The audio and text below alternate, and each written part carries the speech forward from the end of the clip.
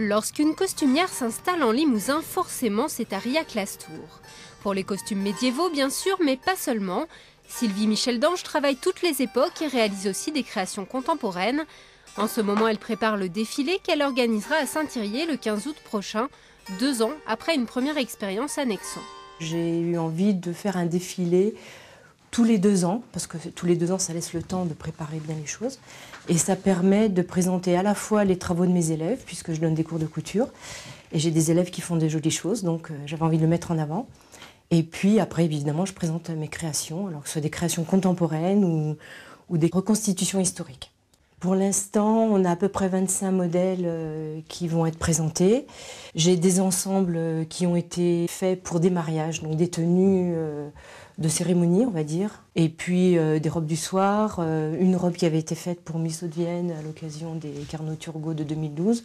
Ensuite, on va passer aux costumes historiques. Car si Christian Lacroix est son modèle, ce que Sylvie préfère, ce sont les costumes historiques, comme cette robe 18e à la française. Lors du défilé, le mannequin enfilera les pièces du costume l'une après l'autre, avec petites anecdotes historiques à la clé. Donc les paniers, c'est ce qui va donner la largeur sur les hanches. Et ces paniers, il y a une fente, et en fait, ça servait aussi de poche. C'est-à-dire qu'elles pouvaient mettre leur éventail, leur carnet de balles, leurs petits mots doux, les petits secrets comme ça. Voilà. C'est l'histoire du costume qui m'a toujours intéressée. Faut savoir que je suis née dans un village médiéval, donc depuis que je suis petite, j'ai été habituée à voir des spectacles avec des costumes, et ça m'a beaucoup plu. Et maintenant, j'aimerais bien avoir un costume de chaque époque pour faire une espèce de galerie à travers les âges.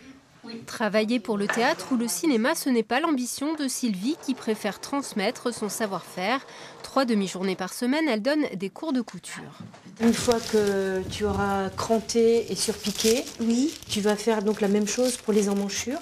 Avec l'aide de Sylvie, j'ai pu faire la robe de mariée de ma belle-fille qu'on a créée de A à Z et c'est exactement comme elle voulait. Ses doigts de fée n'ont pas fini de nous étonner. Sylvie exposera en juillet au château de Coussac-Bonneval avant le grand défilé du 15 août.